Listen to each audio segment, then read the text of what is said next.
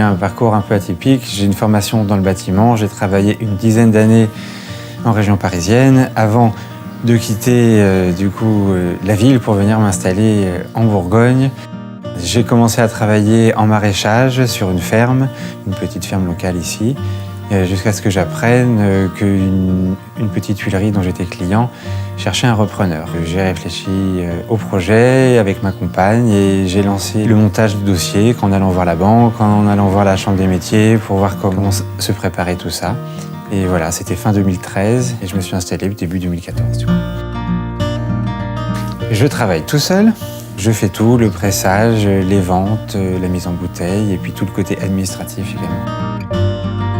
Je presse que des graines, donc de la noix, de la noisette, du sésame, du pavot, de la cameline, de la moutarde, de la graine de courge, du chanvre. Je travaille exclusivement avec des graines issues de l'agriculture biologique pour des qualités nutritionnelles et les absences de pesticides, bien sûr. J'essaye de travailler autant que possible avec des agriculteurs, développer des partenariats avec eux. Cette année, par exemple, il y a un agriculteur qui a remis en culture l'œillette, donc c'est une variété de pavot. Il a semé 1 hectare exprès pour l'huilerie. Mes clients donc, sont essentiellement des particuliers.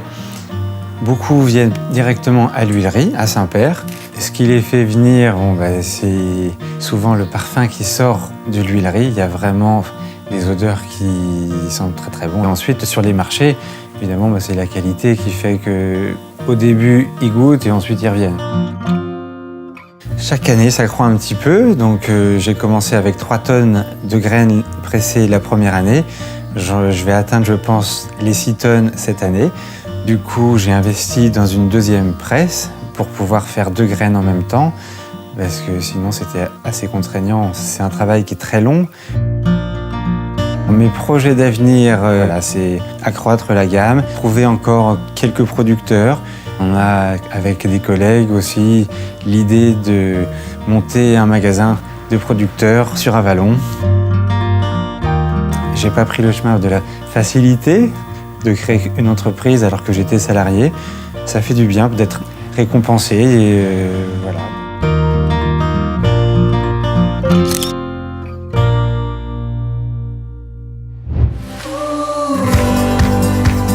Monsieur Planchard, vous allez donc m'aider à apprendre à fabriquer de l'huile. C'est de la moutarde, je vous laisse prendre la main. Parce que j'ai une tendance naturelle à me tâcher avec la sauce de salade. Donc je pourrais dire à ma femme, chérie, maintenant, c'est des tâches bio.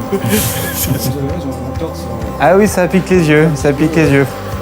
Voilà, vous avez la technique, j'ai trouvé peut-être mon successeur.